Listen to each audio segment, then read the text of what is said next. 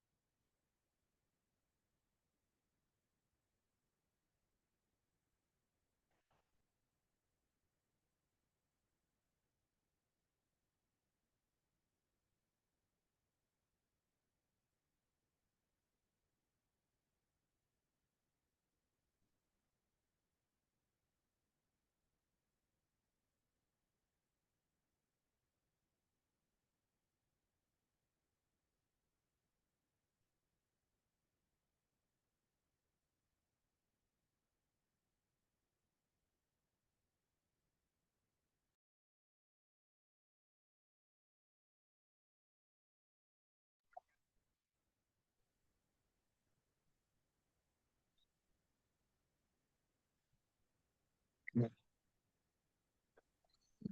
Good evening, Fred. Oh, hi, John. How are you?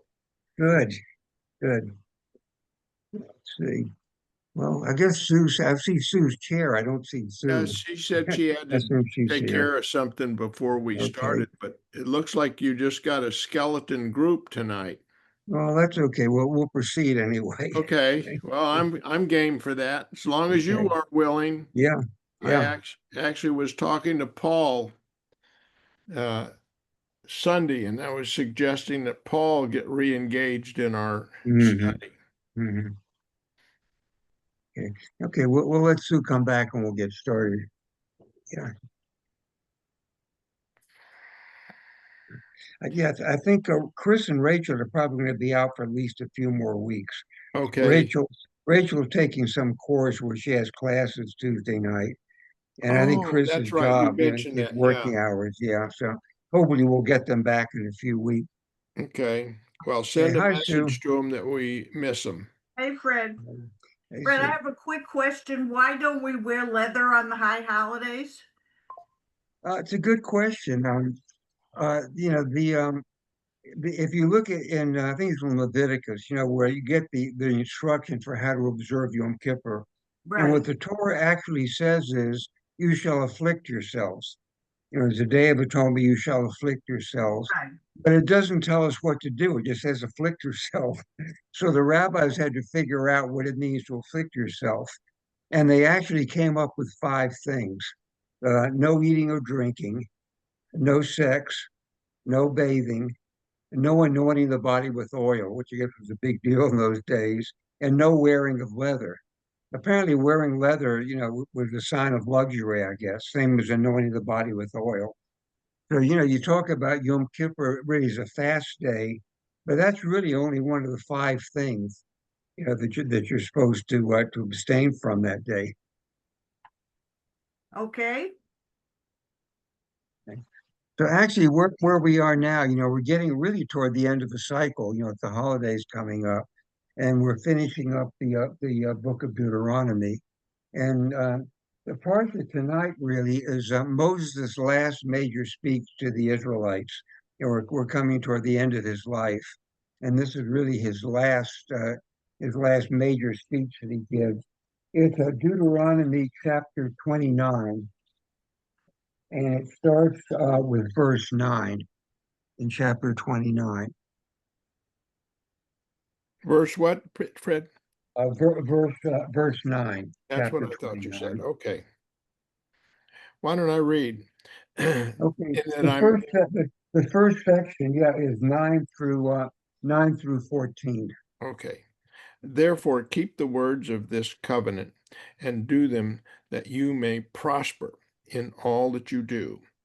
You are standing today, all of you, before the Lord your God, the heads of your tribes, your elders and your officers, all the men of Israel, your little ones, your wives, and the sojourner who is in your camp, from the one who chops your wood to the one who draws your water, so that you may enter into the sworn covenant of the Lord, that your God, which is the Lord your God, is making with you today, that he may establish you today as his people, and that he may be your God, as he has promised you, and he swore to your fathers, to Abraham, to Isaac, and to Jacob.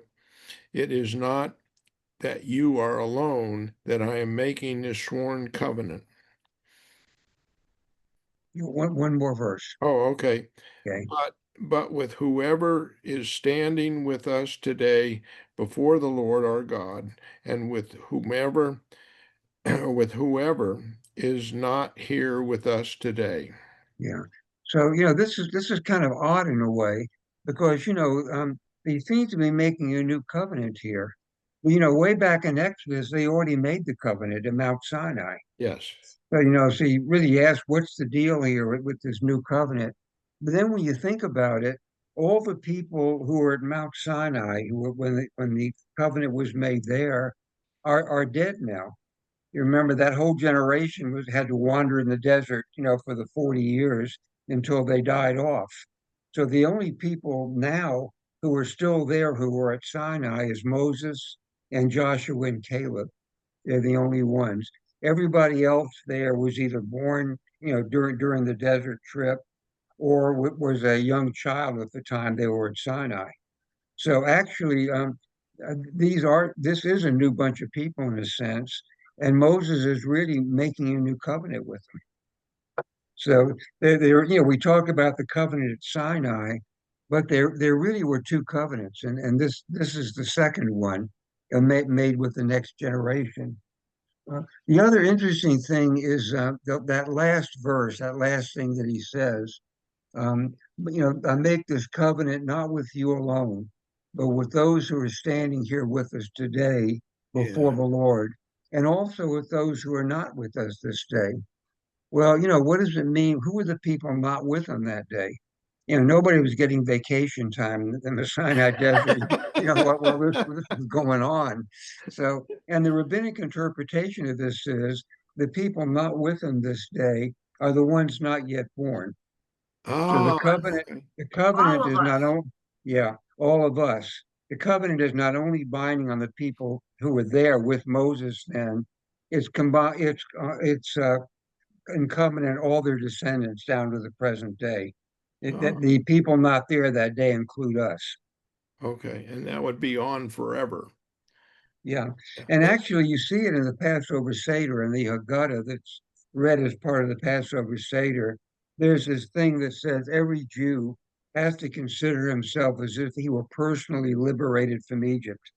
You have to actually consider yourself as if you were standing there with those people. You're one of the Hmm. ones who was not physically there then, but that's the ones who are not there with us. That's who he's talking about is us. Let me ask you another question, Fred. It also mentions in 11, verse 11, the sojourner who is in your camp, Hmm. from the one who chops your wood to the one who draws your water. Hmm. Well, that's a wide swath of sojourners, a broad term, but also of all the Right. people that serve them. Would that be Exactly. Jews and non-Jews that are included in this Yeah, covenant? that's a good question. If you look back at Exodus, when they describe the actual Exodus from Egypt, it says there went up with them a mixed multitude. So apparently there were a bunch of Egyptians who went along. Hmm. You can imagine with all the chaos going on in Egypt, at that time, Sure, if anybody wanted to get out of town for any reason, that was a perfect time to do it. Just, go sure, with the Israelites. Of course, when you think about it, well, the people who probably wanted to get out of town, were people, the police were looking for, or maybe over their head in debt, or had some reason for not wanting to, to stick around in Egypt. Of course, on the other hand, it may have been people who, been through these 10 plagues and they just had enough. They yeah. figured It's always the grass is greener on the other side yeah. syndrome. I mean, after 10 plagues, Egypt didn't look like such a great place to live anymore. Yeah, And maybe you ought to join get these guys and move out with them. sure. I don't Can't be any worse. I don't Yeah. know, John. I don't think they actually thought the grass was greener when they crossed the water. Yeah. They There's complained only, too much. yeah, That's why I said that's right. Yeah. syndrome. Right. The other thing is, in that society, being a woodcutter or a water carrier, that was about the lowest level of society. That was real grunt work. That's the Yeah, lowest menial. So what he's saying is, every level of your society, everybody, not just the tribal leaders, not just the people who are somebody, but everybody from Moses right down to the poorest water carrier is included in this. The whole the whole social and economic spectrum of the society is sure. going to be included in this covenant. Well, also the sojourner is anyone who comes into your camp that you're Yeah, supposed to open your house to. Is that right? exactly. Yeah, and in fact, I've mentioned this before, but the most frequently repeated commandment of the Torah by far, nothing else comes close. It's 17 times between Exodus and Deuteronomy. Is remember that you were a stranger in the land of Egypt. Okay. Well, I'll tell you, in today's times, Mhm. um, I've had to turn a couple of people away from the door of the synagogue. So I can't let Really? Right. everybody in. Why is that? Who are the people you had to turn away? This guy's off the street and wanted to come in, or There's been about two instances, one just recently here in June. So, just suspicious looking people, or well, it turns out, well, we did a background check on them with the help of the temple, and it was uh, somebody very undesirable. okay, That's my job. yeah, So, Yeah, and these are dangerous times. yeah, they are. Yeah, I for never both thought we'd see the churches and day. synagogues. Yeah, you never Yeah, thought we'd say that, but yeah, it truly are. yeah. Well, you talk to almost any minister or rabbi, and they'll tell you they never thought they'd ever see the day when you'd have a security guard at a church or a synagogue. Exactly. Yeah. Eh, The synagogue that's here near us that did you is it the Chabad group? Hmm. Uh, Yeah.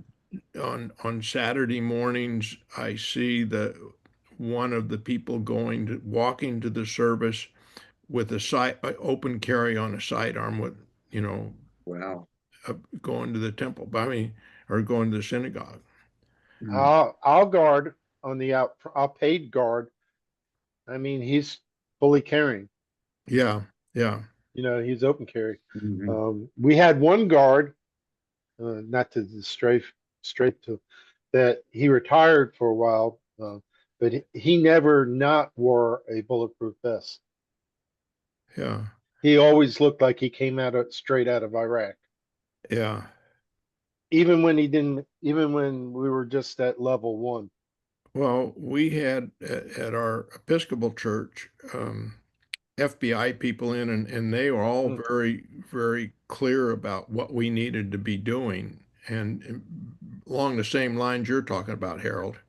Now we had an FBI agent that was attended our church, but it was the same kind of thing, and this you think of our parents and grandparents, this kind of thing was unheard of. Mm-hmm. For the most part. Yeah, I it Yeah, mean, the was. Yeah. mafia sometimes did go into religious institutions, but it was a rare thing. yeah. Yeah. Anyway, Okay. Well, okay, let's move on with this. Okay, after this, Moses, actually, it's interesting. The parsha for the previous week, the one that we didn't get into, was kind of a list of all the blessings that would come on the Israelites if they kept the covenant, and all the curses that would come on them if they didn't keep it. And there are about 5 times as many curses as there are blessings. Apparently, Moses felt, the sticks work better than carrots. So, and this part really is the same thing. It was starting with the next verse. There's a list of all the bad things that are going to happen to you, if you don't stick to this covenant and stray away from your God. And this actually is from 15 through 27. If somebody wants to read that. Well, you know what? That we dwelt in the land of Egypt, and that we passed through the midst of various other nations through which you passed. And you have seen the detestable things and the fetishes of wood and stone, silver and gold that they keep. Perchance there is among you some man or woman or some clan or tribe whose heart is even now turning away from the Lord our God to go and worship the gods of these nations. Perchance there is among you a stock sprouting poison weed and wormwood.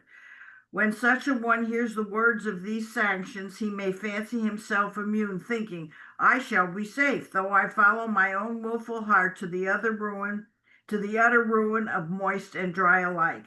The Lord will never forgive him. Rather will the Lord's anger and passion rage against him, that man, till every sanction recorded in this book comes down upon him, and the Lord blots out his name from under heaven. Do you want me to keep going? 27. The Lord will single them out from the tribes of Israel for misfortune in accordance with all the sanctions of the covenants recorded in the book of this teaching. And later generations will ask the children who succeeded you and the foreigners who come from distant lands and see the plagues and diseases that the Lord has inflicted upon that land, all of the soil desecrated by sulfur and soil and salt, beyond sowing and producing, no grass growing in it, just like the upheaval of Sodom and Gomorrah, Aham and Zeboran, which the Lord overthrew in his fast anger. All nations will ask, why did the Lord do this to this land? Wherefore the awful wrath? They will be told, because they forsook the covenant that the Lord God of their fathers made with them when he freed them from the land of Egypt, that they turned to the service of other gods and worshiped them, gods whom they had not experienced and whom he had not allocated to them. So the Lord was incensed at that land and brought upon it all the curses recorded in this book. The Lord uprooted them from their soil in anger, fury, and great wrath, and cast them into another land, as is still the case. Concealed acts concern the Lord our God, but with overt acts, it is for us and our children ever to apply all of the provisions of this teaching. So, basically, this is kind of this horror story, scenario that he's describing. But, it's interesting that previous verse, where it says the Lord uprooted them from their soil in anger and fury and great wrath and cast them into another land, as is today. And you wonder, is this a guy writing centuries later, maybe at the time of the Babylonian exile, Yeah. saying, yeah, it all came to pass. This is what happened as it this day. You really wonder when this was written down. Is that Um, a commonly held thought that maybe this is somebody that wrote that during the it's Babylonian possible, time? Again, nobody really knows when the Bible was written down. Although the most popular theory, really among most scholars, it was during and after and shortly after the Babylonian exile. And so when a lot of this stuff did happen to them, the land was ravished and devastated, Yeah. and they were thrown into a foreign land. And so, yeah, you can almost imagine somebody in exile in Babylonia, writing this down. Yeah, reflecting on recent Yeah, history. Yeah. exactly. This is, we broke the Hey, covenant. this This is is what this is happened. Yeah, what the covenant was, and we yeah, screwed it up again. yeah, exactly. Um, the, the last verse in that chapter is kind of interesting, though, where he says, the secret things concern the Lord our God, but for the revealed things, it is for us and our children ever to apply to all the provisions. And nobody's exactly sure how to interpret that. One is that basically there are a lot of things that are beyond human knowledge, and that's basically always going to be beyond us. There's certain, what's the afterlife like, if there is one? How did the world actually start? How will it end? There are all kind of ultimate questions that we're never going to know. It's beyond our capacity. Basically, what we do know is the Torah that God's given us. That He's given us the knowledge we need. Anything beyond that is idle speculation. And actually, the rabbis kind of followed that, because one of the things about Judaism is compared to most other religions, it doesn't really have much theology. I mean, if they ask you, what do Jews believe? One answer is not much, but actually, if you ask what Jews are supposed to believe, essentially there is one God. He has a covenant with Israel, and the Torah is the sign of that covenant, and everything else is up for discussion, basically. You can believe in an afterlife if you want to. You don't necessarily have to believe in that. You can believe there's going to be a Messiah coming. Some people don't believe there's going to be a Messiah. Uh, Judaism leaves a lot, just out there. There's not a lot that you're really required to believe, and so I think actually the best probably the best secular component of that. I remember if you ever been in the military, one of the things that they tell you in orientation is that you're not to concern yourself with things above your pay grade. And You that's still kind of how remember, huh? that's really kind of how the rabbis felt. There's certain things that are above the Yeah, human pay grade. yeah. The nature of God, what is God really like? What is the afterlife like? Things like that. That's above your pay grade. You just concentrate on what God's put before you. The instruction He's giving you in the Torah. You don't need to be speculating anything beyond that. And you know, that all makes so much sense because it all centers on the Ten Commandments that Moses brought down. Yeah. I mean, For you don't need people it. that, for Oh, us engineer types, that's a hard one. what's that? For us engineer types, that's a hard thing. Yeah. What The does that engineers mean? think they can figure out anything. Yeah, you want to know the basis. You want to know the root cause, the roots Yeah, of it. Where did it Yeah. start? Yeah, exactly. How did it Yeah. start? Not just where we are today. Yeah, yeah, exactly. yeah. Yeah. Yeah. I can But live with not knowing the tomorrow, mhm. but I can have some shape of the outcome. But I can't. It's hard for me to comprehend. I don't know the roots. Roots, yeah. But none of us are the best thing we've got right now, if you take the scientific approach, is the Big Bang Theory. All the energy and mass of the universe were in this one tiny singularity and it exploded. And I mean there's But evidence that's for where that. we came from. Where did the Yeah, universe come from? exactly. Yeah. That doesn't really answer the ultimate questions either. Where Yeah. did all this stuff get to be squeezed together in that thing in that singularity before it exploded? It just pushes the question back one more step. It doesn't. Yeah, we're never going to know the answer to that. Nope. And it really is above our pay grade. I mean, that's Mhm. where belief comes in. God was there. God was responsible for everything. He's responsible for everything Mhm. today. Mhm. And the next section of the chapter here, it's kind of it's odd, even though Moses is really, exhorting them, to stay on the straight path, follow the Torah. He kind of it's almost like he knows that they're not going to anyway. And it Well, he's and got a history of that, right? Yeah. exactly, yeah. I mean, he knows who he's dealing with. He's had 40 years of these people. Um, yeah. And the first 10 verses on 29 really show that. Somebody want to read 1 through 10 on 29, or rather 30, 30. chapter Yeah. 30, 30, going up 30. to I now. got it. Yeah, okay. When all these things befall you, the blessing and the curse that I have set before you, and you take them to heart and miss the various nations to which your God has banished you. And you return to God, and you and your children heed God's command with all your heart, with all and soul, just as I enjoin upon you this day. Then your God will restore your fortunes and take you back in love. God will bring you together again from all the peoples where your God has scattered you. Even if your outcasts are at the ends of the world, from there your God will gather you, from there God will fetch you. And your God will bring you to the land that your fathers possessed, and you shall possess it. And God will make you more prosperous and more numerous than your ancestors. Then your God will open up your heart and hearts of your offspring to love your God with all your heart and soul in order that you may live. Your God will inflict all those curses upon the enemies and foes who persecuted you. You, however, will again heed and obey all the divine commandments that I enjoin upon you this day.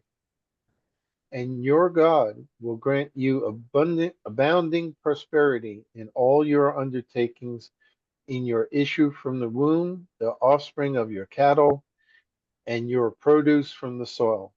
For will again delight in your well being as in that of your ancestors, since you will be heeding your God and keeping the divine commandments and laws that are recorded in this book of the teaching, once you return to your God with all your heart and soul.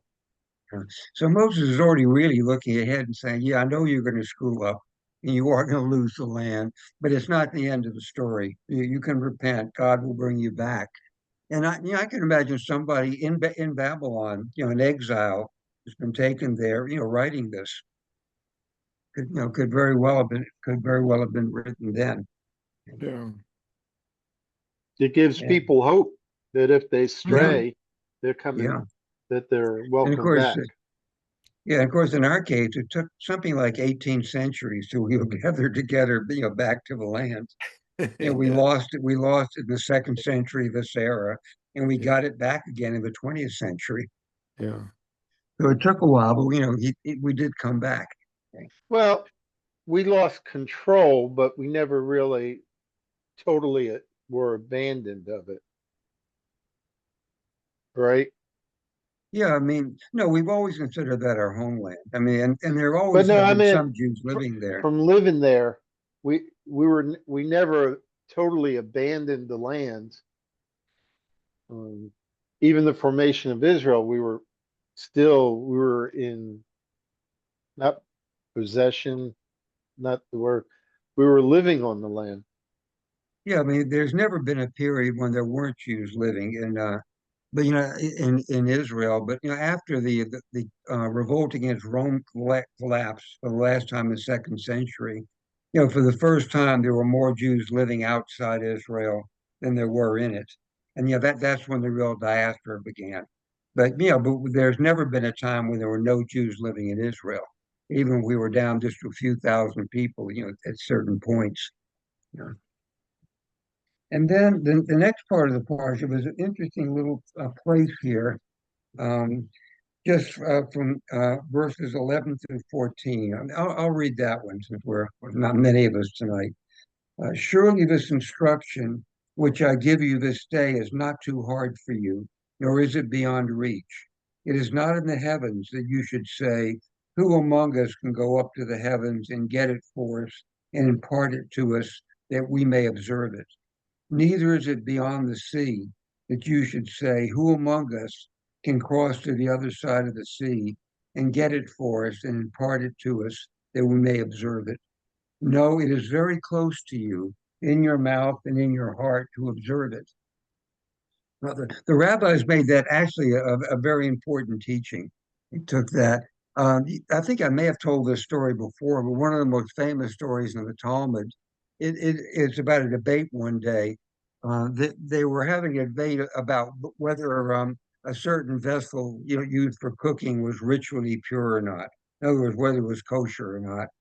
And the Sanhedrin's expert on the laws of ritual purity was a guy named Eliezer ben Hyrcanus. Yeah, that was kind of his rabbinic subspecialty, was kosher, these kind of laws.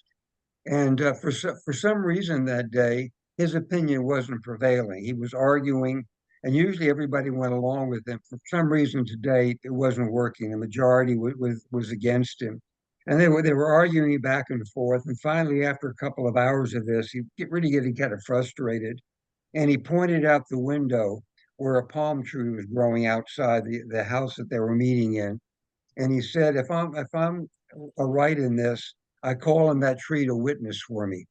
And as they were watching, the tree uprooted itself, moved a few feet closer, and sank into the ground again. There's a moment of silence at that. But then the rabbi leading the opposing faction got up and said, that's very impressive, but the law is not decided by trees. And the debate went on. And after another hour or two of this, he's getting really madder and madder. And he looks out where there's a stream flowing. And he said, if that stream flowing by the house here, it will witness for me that I'm right here. And as they watched the stream stop flowing and started to flow uphill. But again, the answer from the opposition was the same. The law is not decided by streams. And finally, we're getting toward the end of the day. Everybody's kind of exhausted. And Eliezer decides to play his final card. He says, if I'm correct in this matter, I call on heaven itself to witness for me. And at that point, the roof of the study house opened up, and a voice came down from heaven. You have to imagine Orson Welles, but speaking Aramaic, that kind of voice. Mhm. And it said, why do you continue to argue? Rabbi Eliezer it clearly is correct in this matter. And you think that should have settled it. I mean, that should have been the end of the argument. But no, the opposing rabbi got up and said, the Torah is not in heaven anymore. The Torah is here for us. He was quoting from this parsha here. So the Torah is no longer in heaven. It was given to us here on earth to make the best we can out of it and interpret it as best we can. And down here on earth, the majority in the Sanhedrin rules. and that's how it went. And there's a little epilogue to the story where God is sitting on his throne with the archangel, standing around him, and he starts laughing. And Gabriel asked him, what are you laughing about? He said, "Look at that. My children have defeated me." They're really making the point, the Torah may be divinely inspired, and Orthodox do believe that, this is the word of God, but still it's got to be interpreted by people. Mhm. Still somebody has to read this stuff and make sense of it and interpret it. And so in that sense, it really is not in heaven. It really is with us, you know.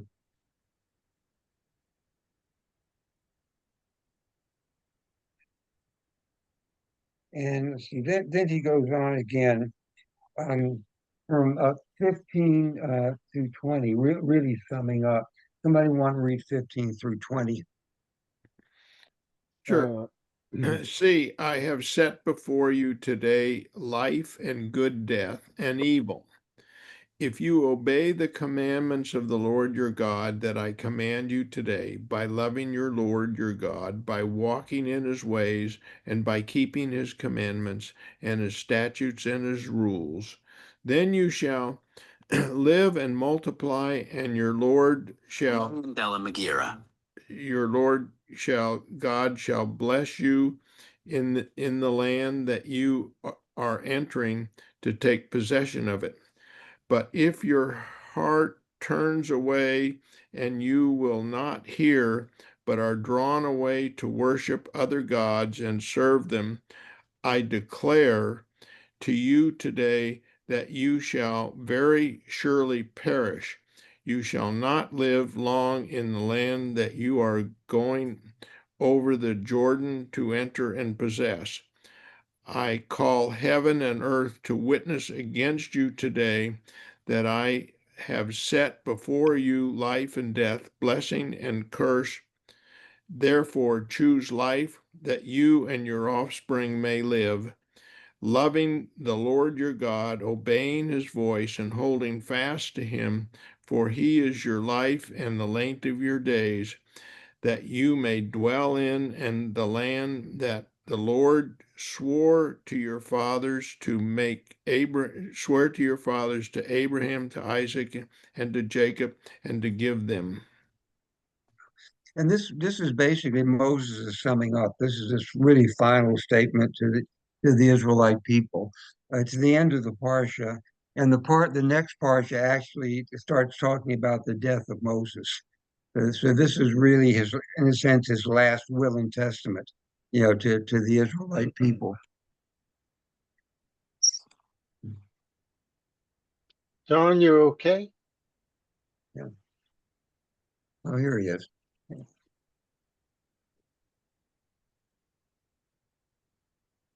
Thanks for asking. I had Yeah. to check to see if my wife was back at the back door and couldn't get in. Mhm. Yeah. Ah, So Go ahead. it's well, this really is the end of the parsha. And as I said, this is really the end of Moses' career at this point. This is his final summing up. The next parsha that's read the week after this coming one actually talks about the death of Moses. So this is really, in a sense, this is his last will and testament, to the Israelite people. And it's kind of bittersweet in a way because like he's exhorting them, to choose life, choose good, choose to follow God. And but he says, when you screw up, you're going to go into exile, but don't worry, you can repent and God will bring you back. He kind of knows in the back of his mind, they're not going to follow. Bad things are going to happen, but hopefully in the very, very far future, things will finally work out.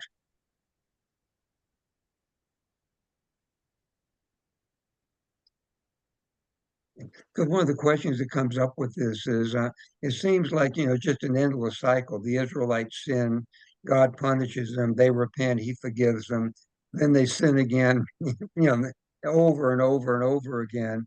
And, do we really ever get anywhere? And they're basically, the two cultures of the ancient world, the two major cultures, which are the Jews and the Greeks, both had really different, totally different views of that. The Greeks really believe that there's no progress. if you look at if you follow the progress of people through history, the technology changes, the costumes change, but people don't change. Human nature is the same, and therefore, we're never going to reach a messianic age. There's just human nature is what it is, and and life is just circular. We go in cycles. Whereas the Jews really believe there is such thing as progress, even though it's so slow that in an individual human life you can't appreciate it. Still, we are moving toward a messianic age. I think probably the best statement of that is when Martin Luther King said, the arc of the moral universe is very long, but it bends toward justice. The emphasis on long. Yeah. Kind of like the None of stock market. It yeah, it has its ups and downs, but if you and look its at it bounds Yeah. overall, it's overall. up. Yeah. Yeah. And Yeah. and again, none of us is going to be around to see the messianic age, Right. but the belief is that there is one. We're working our way toward one, however, far it's going to be in the future. There is such thing as progress in a moral sense. Yeah. Fred, you mentioned the Greek society and the Jewish societies. Hmm. Like Harold, being an engineer, I was deprived of all of the soft courses where you learn about that. But anyway, I'm not trying to be facetious. What you're saying is the Greek belief system with all their gods and everything was kind of a flat line. It is what it is. Yeah, it's really kind of a cycle. Basically things do change, but only in a technical sense. I mean, compare our lives to the lives of our great grandparents. I mean, we're living longer lives, healthier lives, safer lives, probably more interesting lives than they did. You know, but that's really due to the technology. Yeah, but the question is, are we better people than they were? Is there Yeah, such thing as moral progress? And this yeah. is where the Jews and the Greeks, disagreed basically. I mean, there's no arguing that life isn't better now than it was several centuries ago, and we live far better lives as far as our physical lives. But are we better people than the people of the 18th century, or 17th century, or 16th? Well, we keep using it, just like you said earlier. If you reflect on the recent history, we're making the same mistakes that have been No, made since the yeah. dawn of time. Yeah. Well, people will Yeah. argue that a lot of things, that used to be acceptable are no longer acceptable, like slavery, Hmm. which was just an everyday, everybody knew that was Yeah, just part of the economic system. There's nothing wrong with it. yeah, And finally, in the 19th century, we finally made the moral progress to say, no, it's wrong. Human beings don't own other human beings. hmm, But of course, the counter argument to that is, it's very odd that slavery really went out of fashion about the same time that the Industrial Revolution took hold. right. And it actually was more efficient to have low-paid Outdated slavery. workers Yeah, than support slaves. Yeah. So yeah, it really was not, it really is not to our moral credit that we don't have slavery anymore. It was just an economic and technical thing. yeah, yeah. Well, Slavery just wasn't society's no profitable different. anymore. Society's really no different in the Star Wars era either. It's Yeah. evolved, Yeah. but Yeah. Well, and in some ways, people can say we're slaves to our boats and to our other kinds of activities, in the Mhm. same way that we kind of forget where we should be. What's our real Yeah. position where we should Yeah. be? college Yeah. football. Yeah. What's that, Harold? Well, College college football. football. Yeah. Yeah. That's the closest thing to a religion a lot of people have. Yeah. Yeah. Well, it's interesting. There are two different ways to describe idolatry. What we've been reading in the Torah, usually whenever they talk about idolatry, Moses says, he talks about graven images and molten images, physical things, idols of gold and silver. But when you get to Isaiah and the prophets, they have a much more sophisticated view. They talk about worshiping the work of your own hands. Doesn't have to be a gold statue that you made, you call this your Yeah. God. Anything that's the product of human hands can be an idol. I know people that worship the Dow Jones average. There are people that worship Clemson football. There are all kinds of things you can worship. Yeah. Okay? Yeah. Yeah.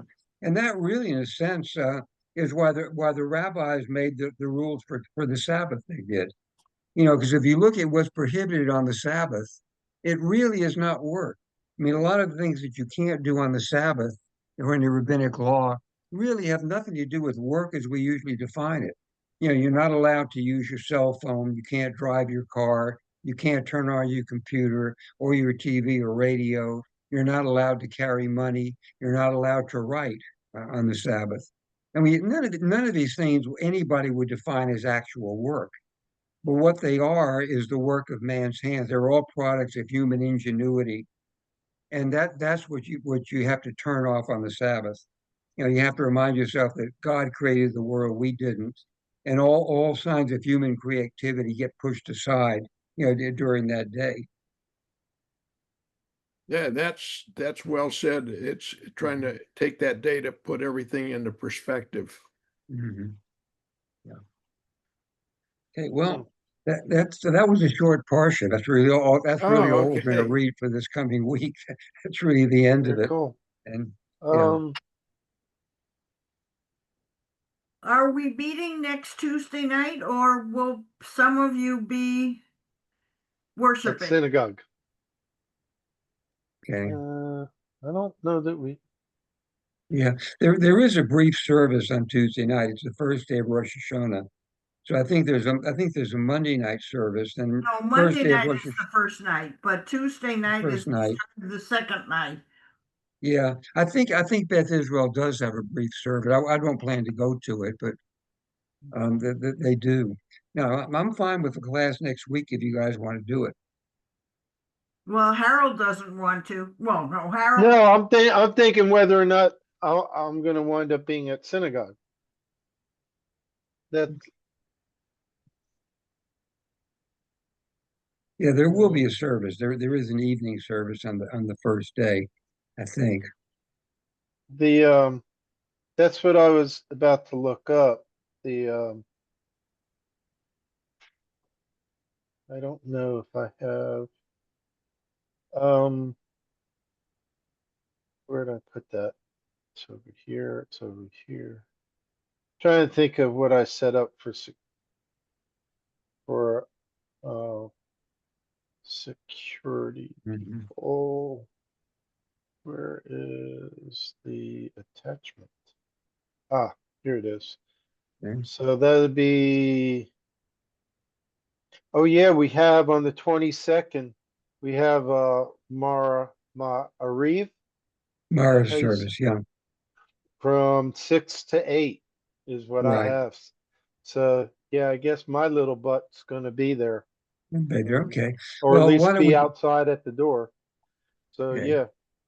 So why don't we Um plan to meet again in 2 weeks then? Okay, great. Okay, and 2 weeks from tonight is what's, It's not quite Yom Kippur yet. no, It's yeah, right in right, no, between the right, two. right, Yeah. right, right. I'm just looking for the date. It's the the 7th. 30th. The The third, 30th? Oh, it will be, yeah, yeah, the 30th. Yeah. yeah, there's Yeah. nothing. And then Yom Kippur is Wednesday night. Kol Correct. Nidre is, yeah, Right. Kol Yom Correct. Kippur Nidre. starts Wednesday night. Okay. Yes. Yeah, So, so, so we can meet Tuesday after next then. Which The will be the 30th. 30th. yeah. Yeah. It's on my calendar. Gotcha. Okay. Got it. Okay. See you guys then. See you. Happy New Year, Okay. everybody. Happy New Year. Yes. Happy Yes. New Year.